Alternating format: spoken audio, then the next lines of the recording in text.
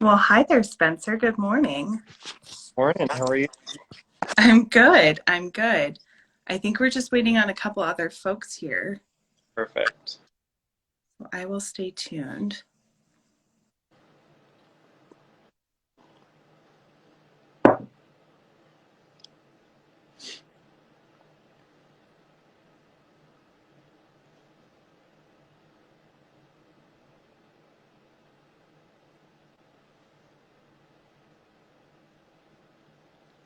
This is my first Instagram live, so I'm like, there's so many things to see. There are hearts everywhere. There are waves. Like, It's my first Instagram live too. I'm like so nervous. but like nice too, like all the waves and everything. I'm like, maybe I should Monday like, every day. Let's see.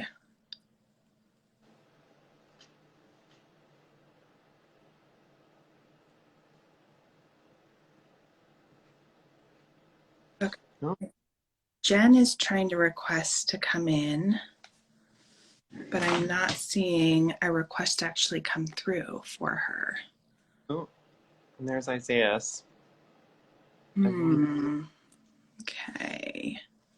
Okay, so I've got Isaias, and Jen. Okay, let's try this.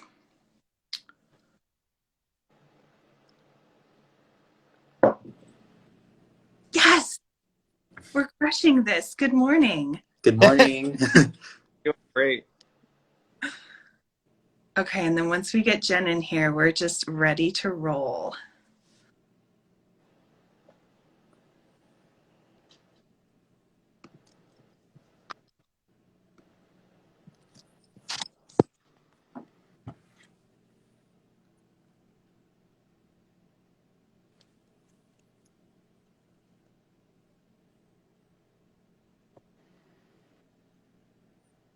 I wonder if is there a way to like pin that Isaias knows? Oh, on the Sierra Club account, whoever started Yeah. the live stream, if you can type in that text, or if you can copy or pin it. But you may have to um, write it in yourself, maybe. Okay, what am I writing? Let's see. Yeah, it's just I ended up just doing the title of the article that is on the Sierra Club blog now Okay. that I wrote. Yeah. Yeah, it seems like there's a lot of interest about what we're talking about. It's a mystery. Yeah. Yeah. Okay. Yeah, maybe that's Maybe a good for strategy maybe for actually. Jen, since they're having issues joining, maybe like close the app and restart it, or see if that would work. I had that issue like a few days ago, actually. And I sent her an invite.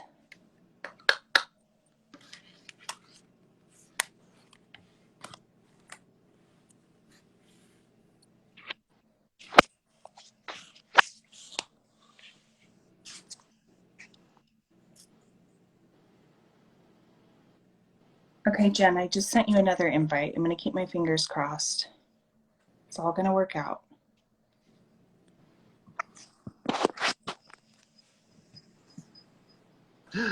Oh, sweating. Oh, I'm like ready to start calling everybody I know. We did it. It's a miracle. Hi, guys. Hello. How's it going? Everyone. Good. How are you? Well, I think introductions is Okay. um, I can start. I am Spencer. I am a biologist and a climate writer and activist. And today we're going to talk about a framework that my partner and I kind of came up with as we were figuring out what we can do as individuals to help with climate change. And what we kind of landed on is this framework we're calling My Pentagon, which helps people kind of explore and map the different realms of power they have in affecting systems change. So that will be the topic. Hi, I'm Jen Padalecki.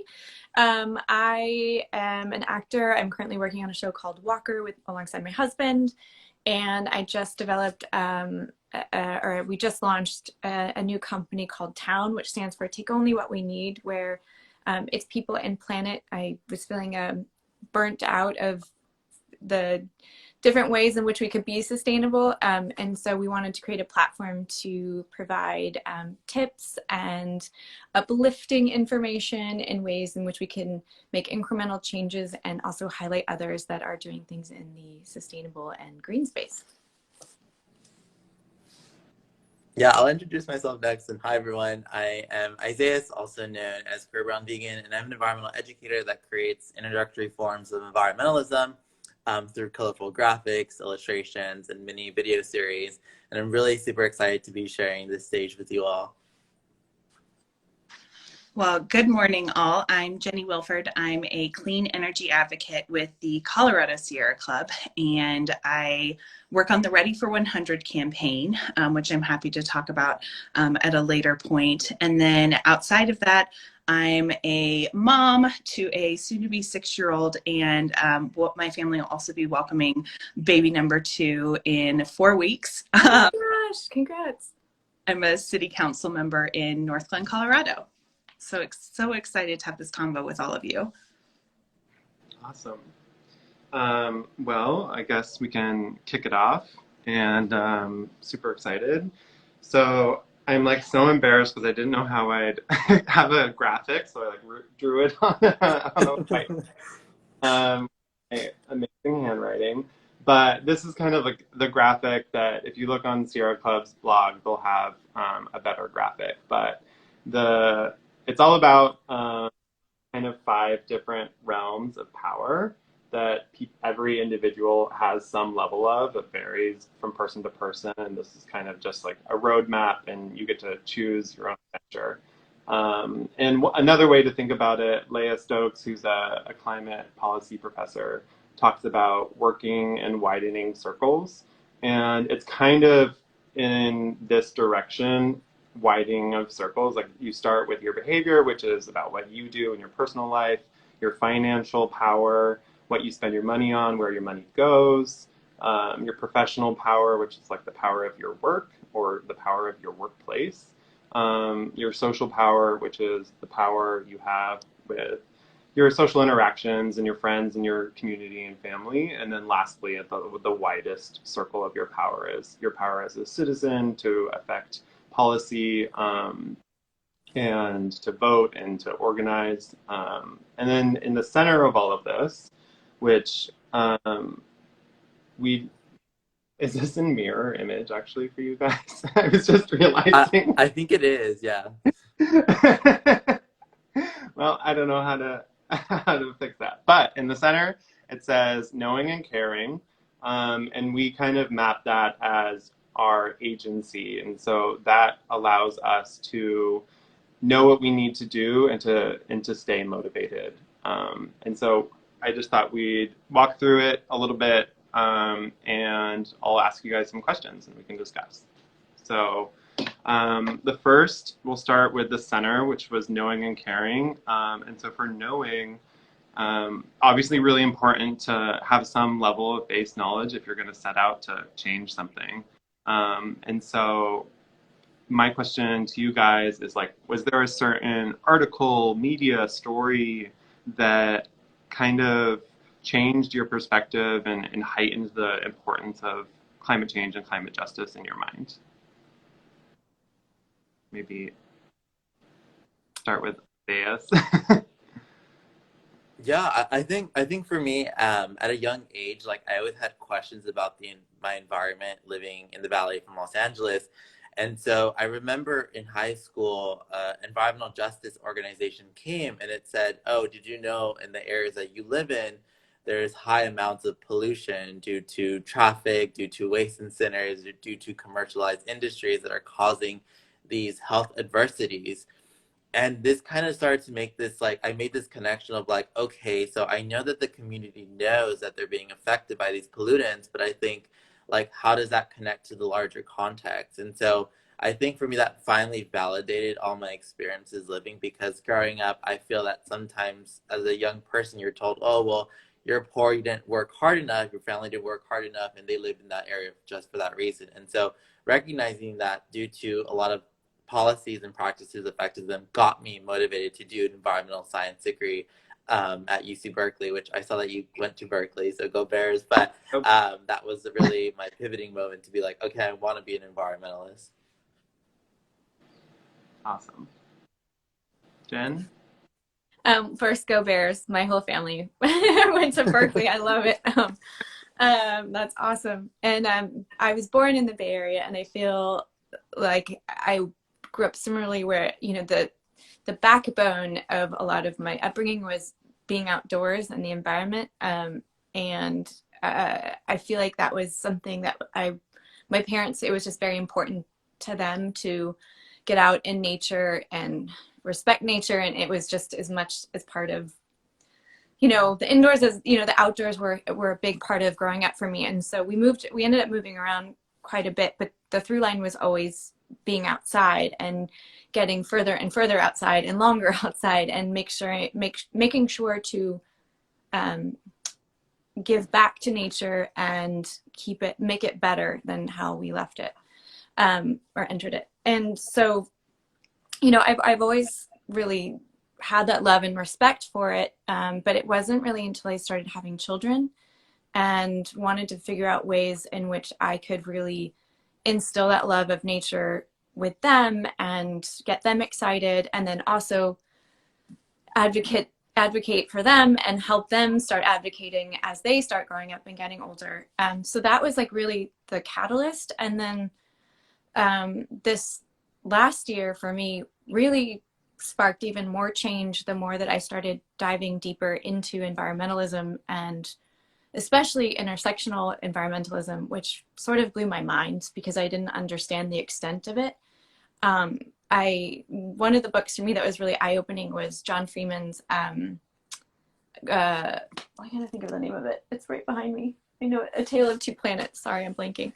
And just the injustice that exists, and, you know, that the flip side of environmentalism and who that affects first and why. And I really want to make sure that, you know, moving forward, I want to figure out a way to impact bigger change.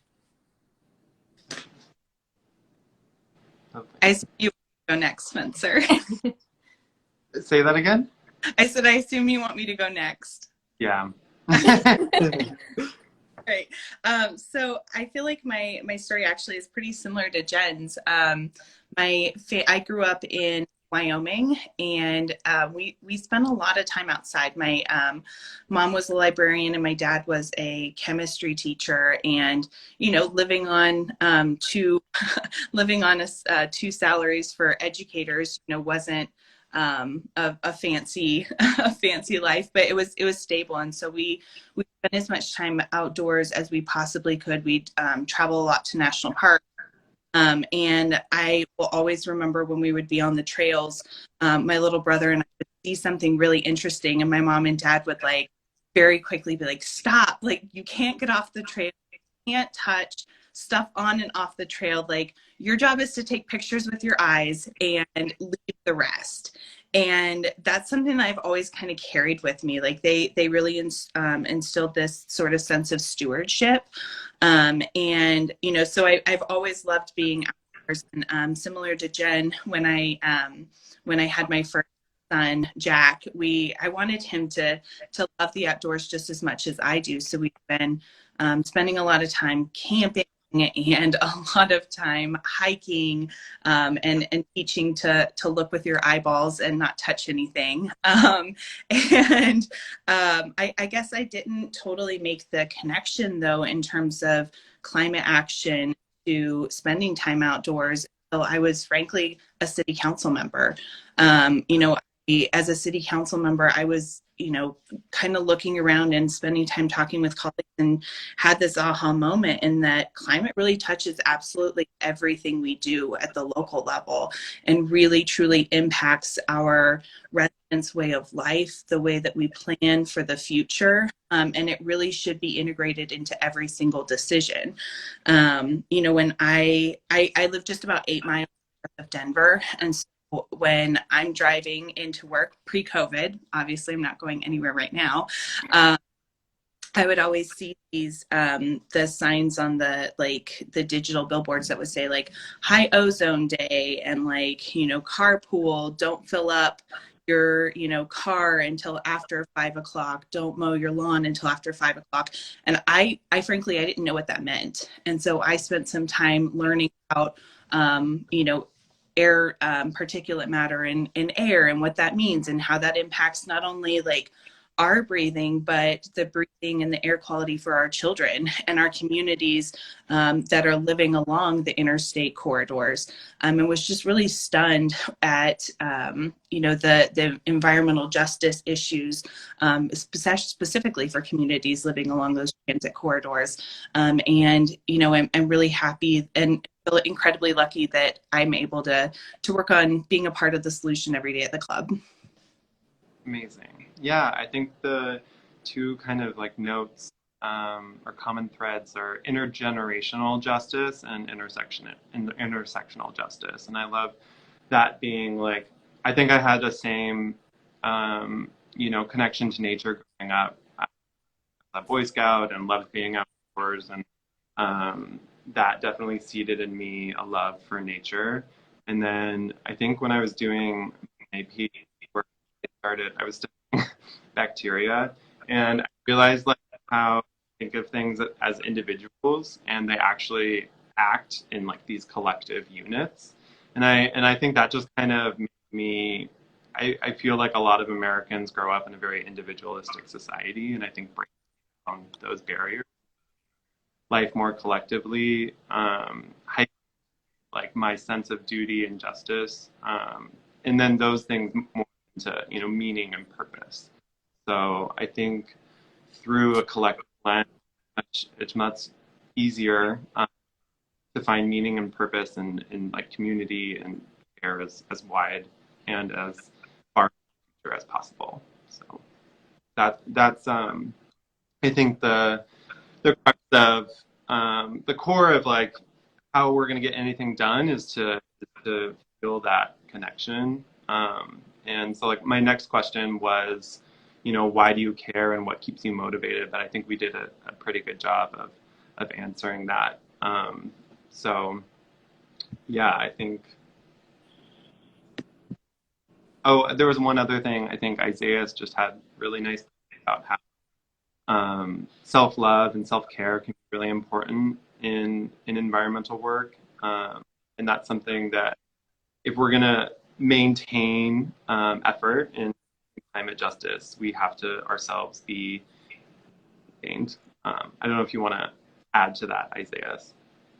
Yeah, I think that when we talk about like sustainably loving ourselves, it's so hard because I think that it's easier said than done to tell people love yourself, when in reality, all of us have had this like internal fight with ourselves to try to find that time where we can actually genuinely love ourselves. And so I think that even in the moments when we're angry, sad, doubtful, is not to say that we don't love ourselves, right? And so I think creating this circular relationship that that also includes nature itself and living beings is also reflective of how you treat yourself. And so I think that when we continue, that we really cannot liberate ourselves or lift ourselves from this environmental crisis without our community, that people take strides to really build relationships with those around them, and to really understand that like love isn't really circular. I mean, love is circular, but you have your ups and highs and downs. And so it's super important that we maintain this rate, because this is what is really organic for the planet, not something that is perfectionism of like happy and, you know, love every day, when in reality we have different moments. I love that. And it goes back to what you were talking about, Spencer, about like being bacteria in a way, where Yeah. we have to all be these individuals, but it's so important. And we talk a lot about it with talent, of the burnout. And it's really important to in order to be sustainable, you have to sustain yourself first. You have to put the oxygen mask on first, so that then you can be better for your community and you can be better for the planet. And it kind of goes back to that collective where you have to make sure that you're providing and taking care of yourself first. So I love what you just said. And I think part of in the blog write-up, I have from Marie Brown that she says, like, she can use her life to leverage shift in the system by how I am as much as what I do. So I think that's really important, in focusing on who we are as people informs everything outside of that. So moving on from there is kind of our realms of power, and it starts in the smallest circle, which is your behavior. And there's a lot to be said about individual behavior change and systemic change. And so I just want to reinforce that the purpose of this framework is to show how you have power to affect systems beyond yourself. And this isn't about like what you're doing wrong as an individual. This is like to help you feel empowered to make change and make systems change. So I think for the behavior realm, I'd just like to ask you guys, has there been like a certain behavior change you've made in your life that felt actually really rewarding and, you know, a better choice for you, and ideally it's something that was free or even saves money?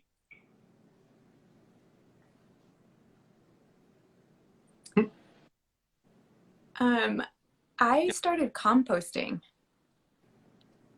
which does that count? Because I didn't realize the amount of food waste that went on, and especially with 3 children. And I like to be I'm still on this journey and I'm still a novice, but I like to think that I try and read and I be as waste free as possible. But my goodness, we are wasteful people in this house with all of the food waste and the kids. So what I found was really amazing is the amount of food waste that when you throw it away and it goes into a landfill, it actually contributes to gases because it gets impacted and it doesn't get broken down with the oxygen. And so it's really important, or I found it to be an easy fix and an important one to compost in your own home. And it's very, very easy, and it creates amazing, amazing soil that you can use in your houseplants and your outdoor plants. So that for me was something that was gross at first, but wildly fun. Love it. Isaias? I was gonna, I'll just hop in. I love the idea of posting. We're slowly learning how to do that at home as well. And it's definitely a journey. I'm with you on. But one of the things that we've been trying to prioritize in my house is just using less. So for example, we have a lot of conversations, intentional conversations with my son and my husband as well, just around when you leave the room, turn off the light, right? Like when it's sunny outside, we don't have to turn on the light. We can open the blinds, right? And we try really hard to wash most of our clothes in cold water so that we're not, using the heat up water. Other thing that we've been doing is our house was built in, I think, the late 50s, and so a lot of the light bulbs and stuff that we have in our house are they use a lot of energy. And so we've been, over the past 7 years that we've lived here, we've been slowly trying to change out our light fixtures so that they're light fixtures and using less energy, because at the end of the day, the greenest kilowatt hour is one that you haven't used. Love it. Yeah, and I think for me, I've really made a commitment to myself to go outdoors at least once on the weekends. And so I've realized that when being offline, being online Monday through Friday, Saturday, Sunday rest, it's given me different opportunities of how I think about my work, how I think about the relationship with my earth. And so I've made it a really creative thing to do with, I have a foraging teacher. And so I've been learning how to forage invasive species, which is great because you get to get rid of those or help. And so I really learned a lot of things that I just wouldn't have known. And actually younger self was against doing that activity or like going to it, because I was like, it's too much work. Like, how do you even do it? Like, I don't see the point of it. And so I think now my older self is really appreciating the fact that I didn't even take the class at Berkeley when they offered foraging, but I really wish I should have. Awesome. Personally, when I lived in San Francisco, my favorite change I made in my life, I got rid of my car, and it was right around when Lyft started having electric bikes, and there was a lot of electric bikes around. And I just think it's the most fun thing like it just makes anywhere just an adventure. And so like we'll get to this later of how that I think has made me really want to advocate for, safe bike lanes. But in my own personal behavioral space, like I opt for micromobility or walking. I particularly love electric bikes. They're just the most fun thing on the planet. So yeah, that's a really, really great one if you live in a city, not so great in a lot of places. But yeah, I think I saw one person ask if it takes a lot of space to compost. You can have very small scale compost. And you can even have like vermiculture where you have worms that are doing your compost in like a closet. I've never done that, but I know it. Wow, that's hardcore. Yeah. I have the worms, but they're outside. They stay Yeah. outside. Yeah. But Not quite there yet. Surprisingly, worm compost like doesn't smell. If you're doing it right, it just smells like really healthy dirt. And like you stick your face in it and there's worms, but it smells great. Yeah. I bet you mine smells worse because it's outside, honestly. Yeah. Because it attracts the critters and the flies. Yeah. Okay, so the next slightly expanded realm of power is financial. And you put work in and you labor and you get money out. And so that money is kind of like a potential energy, and that's power. So how do we use that power for good? And yeah, there's some examples. Well, I didn't realize how much big banks supported policies and companies that are major polluters. And my mind was blown. And it was so funny. A friend of mine was talking about this new company called Aspiration. Have you guys heard of this? It's so cool. It's so wild. And you probably know more. I just heard about it. But so basically, instead of supporting big banks, it's supporting greener policies and companies, so that when you bank with them, you can feel confident about where they're lending money, and doing business, who they're doing business with. So that for me was like really eye-opening and makes me want to test those waters out and start banking with companies like that and supporting, because it starts with us, right? We inform the consumers, or the companies, us as the consumers. Great, love it. Jenny, Yeah.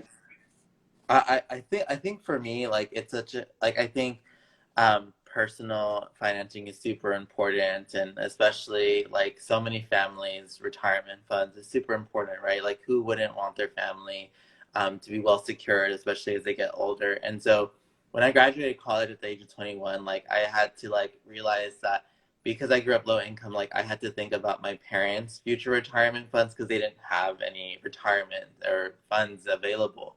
And so I think for me, like, it's also recognizing that, like, my participation in, buying products or other things doesn't make me a horrible being, right? I think we all do. We all want to like really be better advocates for the planet. With that being said, I do believe that like redistribution of funds in different organizations, especially like clubs like Sierra Club, like they've been doing a lot of great work. And so at the end of the day, long-term investment in different orgs that like are really doing the work out there, $50, like $20 isn't really that much for my contributions. And so it's also inspiring younger generations to have those tools and empowerment to build their work, because I think that is something that a lot of low-income communities of color lack the investment in infrastructure and certain things. And so inspiring younger generations is super important in this environmental movement. And so Yeah, I think that's about like allocation and rethinking funds and other things. Yeah, I think I love all of that you both just said. The other thing that I think my family's trying to do is we're trying to be a bit more conscious about the things that we are buying when we go out and make a purchase, right? So like one of the things we've been trying to do more is like reduce the amount of plastic that we're using, right? Because it feels like it's everywhere, right? Like with your laundry detergent, with the food that you buy. And so in the summertime, we spend a lot of time going to farmers markets and picking up locally grown food there. And, we'll bring our own reusable bags. We also have recently gotten into there are a couple of different local stores here that are doing a lot of like zero waste. So you bring in your own containers and you fill them up with everything. And so we've been doing that, and it's obviously like it's a ton of fun because you're able to have the conversation about what zero or like not using this plastic, or I guess this zero waste kind of lifestyle is like. And I'm certainly not perfect, but I don't think that perfect to influence or impact change. You just have to want to try, and you have to be willing to build this practice into your everyday life. So those are just a couple of things that we're doing. Lovely. Yeah, that covered pretty much most of the bullet points that I have in my article, from voting with your dollar, being a conscious consumer as much as you have the capacity and bandwidth to, and then getting your money out of big banks that support fossil fuel interests. There's a lot of, I have resources on the article for finding a B Corp bank like Aspiration or a local, and there's some other amazing mission value driven banks that are worth checking out. And then for investments, I think Fossil Free Funds is a really cool website where you can look up a bunch of different investment funds that have various levels of social responsibility metrics. And so I think when I had a corporate job for a while that had a 401k plan, they only offer like very conventional plans. And so when I left that job, I then switched all of it into sustainable ETFs for like clean energy and other socially responsible companies. So I think that's a really awesome way that you can use something. It's like you have to do it once, and then it passively is funding something that's helpful for the environment, instead of something that is funding the continued extraction of fossil fuels. So yeah, love that one. And so the next one is professional. And I mean that in like two senses. One, choosing where you work is a big form of power. And then for a lot of people, it's not really an option to change where they work, but if you can, that's awesome. And then the second one is your power within the workplace where you currently are, your power to influence the decisions that are being made there. And so my question to you guys is, I had direct ones. Isaias, how did you decide to become a climate educator? What was your path in decision making towards that? Yeah, I think for me, like after graduating, I had realized like I learned so much like knowledge and theory and like research in my major that I wasn't really applying it to my full-time job. And the first 3 months in my full-time job, I was talking to my housemates and I was like, so this is the rest of our lives. Like we have to work a full-time job and like work until we're like 50 and 60 and retire. And so many of my friends were working at like tech jobs in the Bay Area, primarily because that's where a lot of them are, or startups and things like that. And so I realized I was like, I don't want to live like this. I don't want to be mistreated in a workplace that gaslights me. And so I took the initiative to really create this educational account on Instagram just to talk about education, because I was like, why should we privatize environmental education? Like it should be a human right to teach this. And unfortunately, so many educators in public schools do not have the funds or don't have the time to teach children. And so I was like, I'm going to do this. Like I don't have a teaching degree, but I've done a lot of teaching experience at my time at university. And so by building that out, I kind of was working a full-time job and then doing this part-time and slowly building a community that I realized like this is what I really want to do. Like I want to create my own career. And like, yes, it sounds funny sometimes when you call yourself an influencer, but I realized like this is really what I wanted to do. Like I never saw myself working at a corporate job. I didn't see myself maybe not even accessing higher education because I was like, I don't think I'm smart enough to be in those spaces. And so I created this Instagram account to do that. And in January, I went finally full-time freelance. And it's been very liberating to be able to not only create content that is aligned based off my values, but to be my own boss and to give myself time off whenever I'm not feeling well. Because I think a lot of the times the structures of 9 to 5 keep you constrained of like, well, you should be doing this, or if you're not productive, you're not doing good enough. And so really reconnecting my own career was such a privilege and an honor to now do it. So that's a little bit about my journey. Cool. And that's awesome, Isaiah. So glad that you're doing what you're doing. It's super value. You guys should follow him. If you know, for all of these tips you guys are asking about, Isaias has a story or a post about them. And so Jen, I was wondering what your path to starting Town was, and if there's anything related in your acting career that you think is relevant too, feel free to share. So Yeah, sure. So Talent sort of came about in the last 2 years, and really it was after having my third baby, and I had just started social media, and I was kind of like, you know, futzing around with it and having some fun, and I just thought, what am I doing? Like, what is my end game here? And for me, I would leave, I would break up with social media, and I'd go outside and I'd get lost in nature. Then I come back to it, and I just thought, well, this is important to me. This is what I love. This makes me happy. And how do I bring that back and show that to people? And how do we make this a part of our everyday lives? And how do we be more green and sustainable and all these things? I mean, much like, you know, your diagram where you have all these different things that come off of it. I mean, I wanted sustainability to live within all of that. From fashion to food to how we eat and how we parent. So I was just trying to find resources of how to be more green and how can I live more green. And it was either these stats that were really heartbreaking and very hard to digest and confront that then made me feel like, well, what am I supposed to do with that? And how am I going to impact that big change?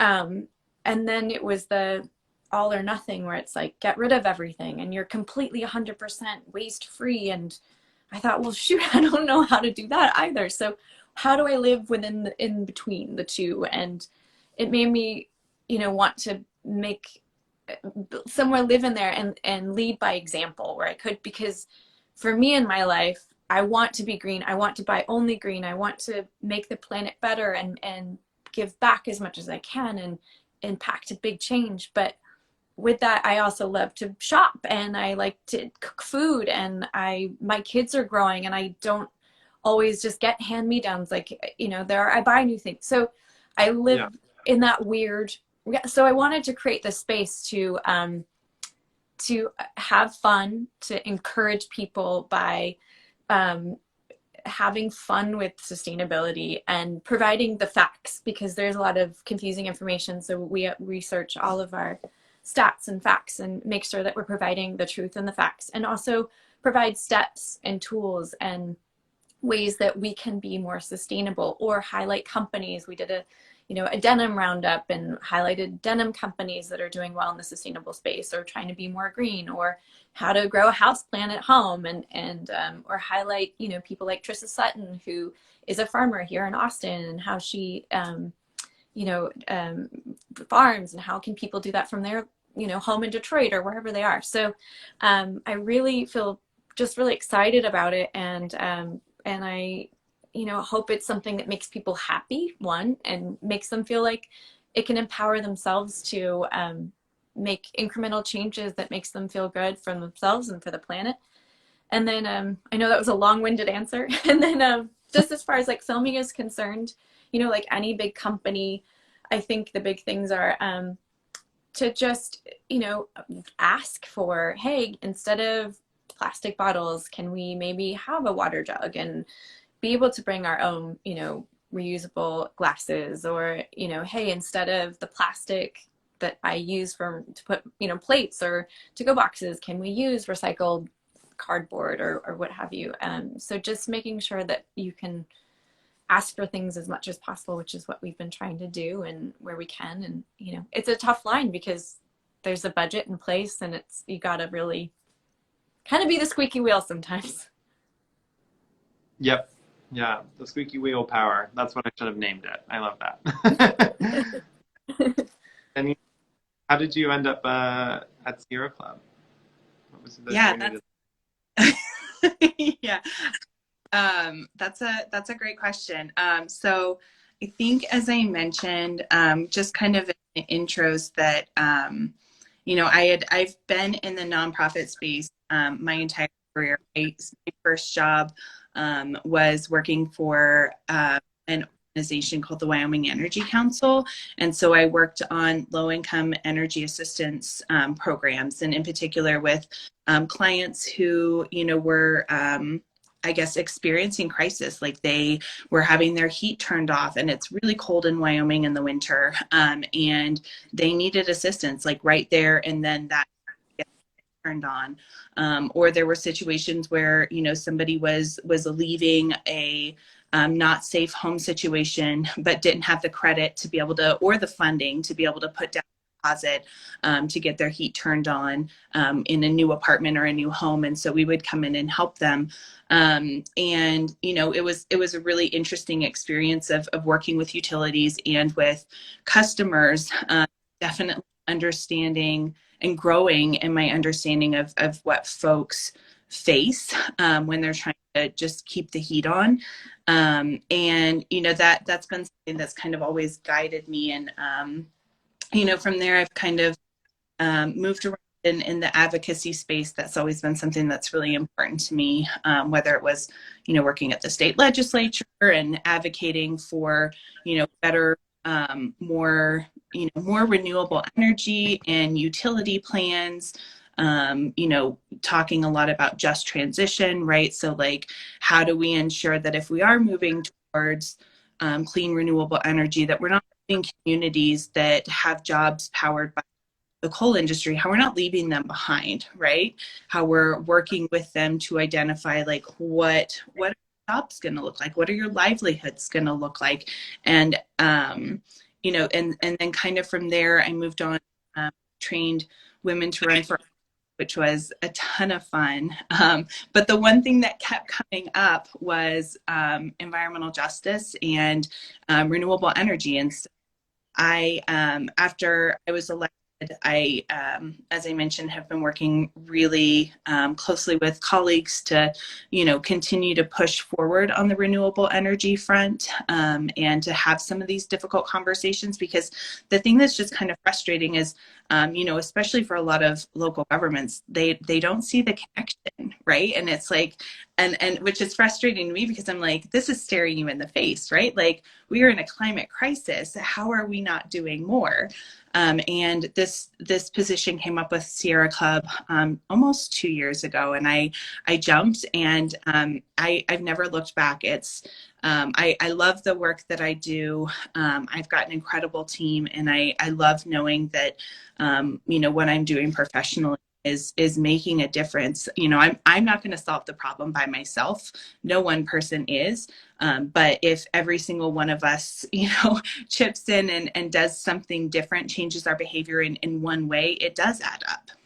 Yeah, absolutely. Love that. Thank you so much.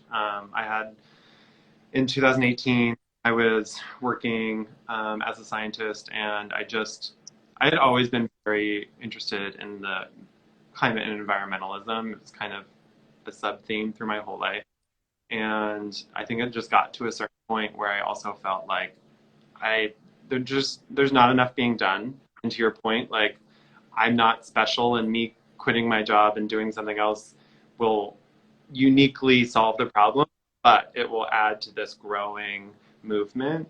And so I just kind of identified the things that the skills I had in my life and tried to figure out, how can I apply those to climate action? And so I landed on um, being a climate communicator, having a background in science and coming at it from that end, and then also developing myself as a writer, which is something I always wanted to do. So those are the things I immediately jumped into, and that's where I'm at now, and we'll see how that progresses through time. But it's definitely very rewarding to align your professional life with your values. And so hopefully, we can, as a society, create more jobs that fill that description. So thank you, everyone, for sharing. The next one is social. And so, we all have some level of influence over people in our lives. And through our social interactions, through our friends and family and communities, we have power. And I just wanted to ask everyone, just like, what's a quick example of a way you've galvanized or organized with your friends, family, or community around climate activism?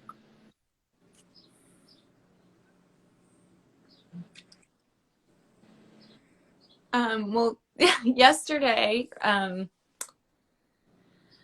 so I think, first of all, get curious. So if there's anything that sparks your interest that you feel like,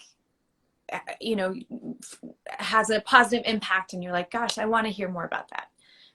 For me, I love growing my food, and I love the relationship between myself and food and where that comes from and understanding that whole process. And so there was a workshop yesterday about regenerative farming and the importance of regenerative farming if you're going to eat meat, and why it's important to eat from regenerative farms over, factory farming. And so we did a workshop with Rome Ranch yesterday and Forces of Nature to learn about how they raise their bison and the humane way that they harvest their bison. And so we participated and learned a lot, and learned also about ground cover and soil health, and how, when it rains, when you have great soil and great ground cover and animals, which are a part of the whole cycle, you have rich soil that can hold water and retain water, and so that you don't have runoff and waste, and healthy soil. If you're also a vegetarian or vegan, that's also really important. We need to eat more dirt. So that's also important in this whole process. And so that was mind-blowing to me. And I feel like the more that we can encourage our friends and our peers to get more curious and understand it, and whether it's something like, I had a friend who's vegan and, doesn't eat meat, but wanted just to understand the health and the process of it. And I think it's good just to, before, to get hungry and curious and get all of the information first, and bring others along. The more people that we chat with and talk to, the more that it'll grow. So I love that. Isaias?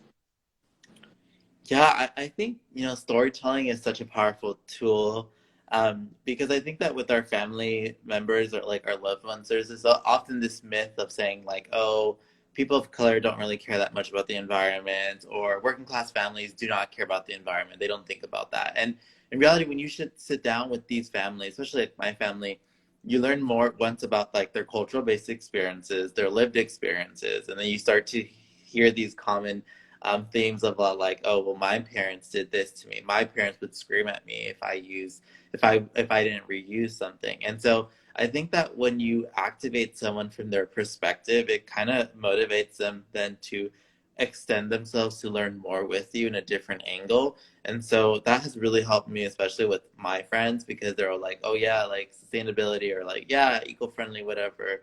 But in reality, when you actually look into their interests, like such as like, for example, agriculture, like tech, fashion, you focus on that one interest that they really love, and then you connect it with environmentalism, and they'll be like like hooked onto that subject. And so I think that it just depends on just finding that one person's like unique interest to that field or environment, and then connecting it with the impact of it and making them feel inspired to do action. But yeah, storytelling is such a great tool.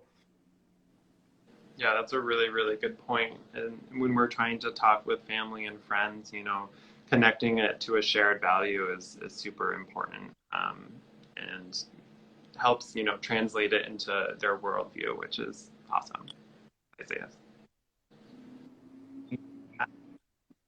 Yeah, Isaias, like you totally hit the nail on the head, right? Like having conversations with family members and friends, like they just trust you in a way that they don't necessarily trust like the media or something they're seeing on social media or whatever it is. Like it just really means that you're able to have more powerful conversations, more meaningful conversations, perhaps that way than others. I know when I think about some of the conversations I've had recently, if you were to ask my parents right now, I'm a total broken record on using gas in the homes because when I started at the club, I had no idea that gas use in homes was so dangerous in terms of indoor air quality, our health, and then also in terms of reducing emissions into the atmosphere.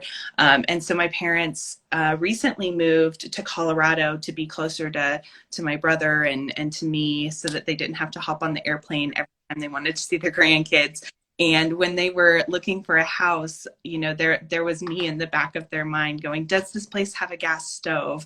Can you, what what utility provider is there? How much renewable energy are they supplying? Can you switch out your gas stove?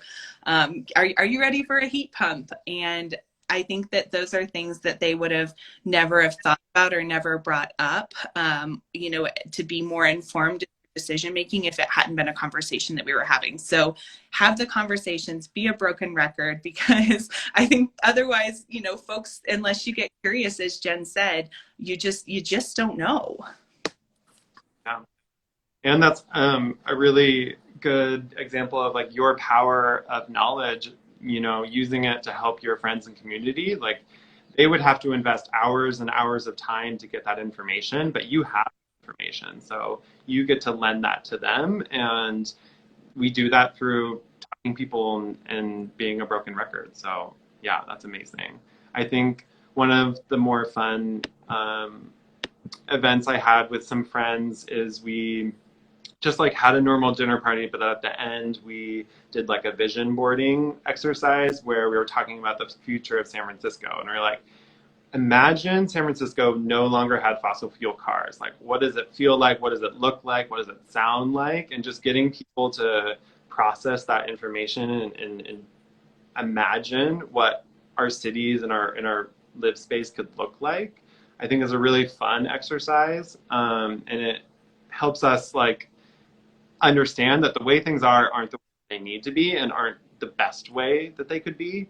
And I think just like the process of imagination helps you invest into, you're like, well, now that I have this vision of what it could be, it's kind of up to me in some part to make that happen.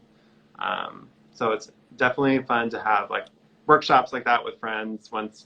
This was before COVID, so now maybe later this year that can happen again, or have a Zoom call if you're not sick of Zoom calls. Last one is civic, which is kind of the largest, widest circle of influence generally in our lives. And, voting is a good example of that, but, it extends beyond that. And someone I saw in the chat was like, are you calling your representative? And like, that's definitely a power you have. And in protesting, joining an organization. So those are all different ways that you can be civically involved, and the end goal being we want our government to represent all of our interests, and we want that to be on the law books. So I wanted to ask you guys what your favorite climate organization is, or your favorite law or climate related policy that you'd love to see be enacted. Just I'd like, really love to ban plastic. That would yeah, be really wonderful. love, yeah, Um, exactly. I mean, there's obviously Sierra Club. I'm blanking on, I mean, there's so many great ones. I think also, going back to civic, I mean, obviously voting, but it goes back also to being the squeaky wheel. And it not only being the squeaky wheel, but like you're saying, Isaias, about the storytelling. And I think the more that we can have conversations and grow and grow and grow and grow and be that sort of ripple effect, because we also it's voting, but it has to come first with having these conversations. And it's like, it could be that one thing. It could be fashion or tech or food or food waste or whatever it may be. So having those conversations to help people understand why they should vote, I think is important. That's why these realms are also like interlinked, because part of your civic can be talking to your friends because they're also voters, So that's organizing. Well, and I have to be honest, I learned so much from my friends, and it's all by asking questions, even if they're stupid. I think they're stupid questions, but saying, I don't understand why this law is a big deal. Why are you saying, screaming from the rooftops, this is bad? Help me understand. And seeing it also from other people's perspectives is really important. So, ask away. Don't worry about if the questions are dumb. It's really, really important to ask as many questions as possible. Yeah, I think for me, I would say definitely Sierra Club, but also intersectional environmentalists. I am super thankful to be working in such a diverse organization that really is focused on like youth-led initiatives and being part of their educational dev team that helps work on like modules and other things like that. I really feel like they are really creating a space for just younger folks that are like me, graduating college or trying to enter the environmental field and being like, where do I start? Like, how do I like become intersectional environmentalism is really leading the way. And so I really encourage anyone to really look into the resources, but also like push yourself to learn about different things you may have not known of. And I don't think anyone has ever fainted or died from learning from something that they didn't know. So definitely push yourself to unlearn things that you just, sometimes it can be hard to look into, or being like, I don't know if I should look into this. It's really hard for me to dissect, but taking that approach that at least you tried to understand the subject will help you, because in the future you'll make that interconnection when you learn it. You're like, okay, now I understand it. The first time I learned it, it didn't make any sense. So pushing ourselves to be better learners in our own work. So yeah. Awesome. Okay, so I'm going to try and tackle the what policy do you want question. I definitely want to see everybody across the world have access to clean, renewable energy. And so that would be my policy wish for everyone. And when I think about some civic ways that people can get involved, I just want to highlight our Ready for 100 campaign. We started this campaign back in 2015 with the goal of pushing that public discourse, which is something we've been talking a lot about, to accept 100% clean, renewable energy is not only like feasible, but also like really responsible, especially when we think about addressing climate change. And we've got over 175 cities that are committed to 100% clean, renewable energy, but the commitment is just the start, right? We actually have to build, we have to do the accountability work to make sure that our communities are getting there. And so, if anybody out there that is watching this live is interested in getting involved, learning more, I would encourage folks to check out sc.org/activist toolkit. And this activist toolkit will give you all the tools in a step-by-step guide to organize a Ready for 100 campaign in your community to demand that clean, renewable energy. Love it. Yeah. Thank you guys. Yeah, my favorite policy I'd love to see is transportation reform and like urban planning to get safe streets for biking and walking, have access to electric public transit. So once we get all the electric energy, let's power some awesome public transit. And yeah, I'm really passionate about that. I've written an article that I just today that you can find in my bio if you're interested in more. But yeah, I love thank you guys. I think that we made it through the full Pentagon.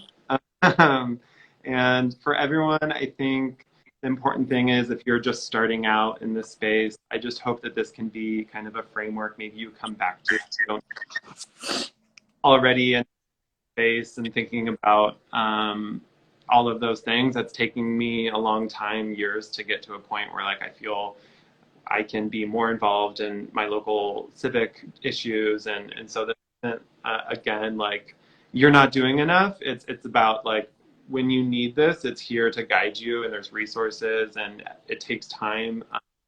And there's this article I really love by Mary Hegler that talks about becoming climate committed, and Wired, I forget what it's called, but the whole thing she talks about is like we need for people to stop seeing it as, you know, like there's this one action I can do, and instead start shifting your mindset toward like I am committed to a new framework of existing in this world that prioritizes the health and of people and planet.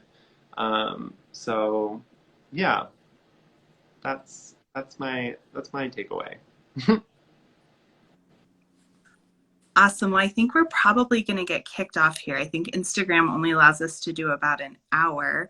But I just wanted to say on behalf of the Sierra, thank you all so much for starting this conversation, for having it. And I just wanted to highlight that if you want to check out other activities or see other ways to get involved this April for Earth Month, you can visit our website at teamsierra.org/everycorner/activities. Amazing. Awesome. Jen, Isaias, it was so nice to meet you. Nice to Thank meet you you so guys. much, everyone. Thank you Bye. so much. So lovely. Bye. Bye. Thanks all. Ciao.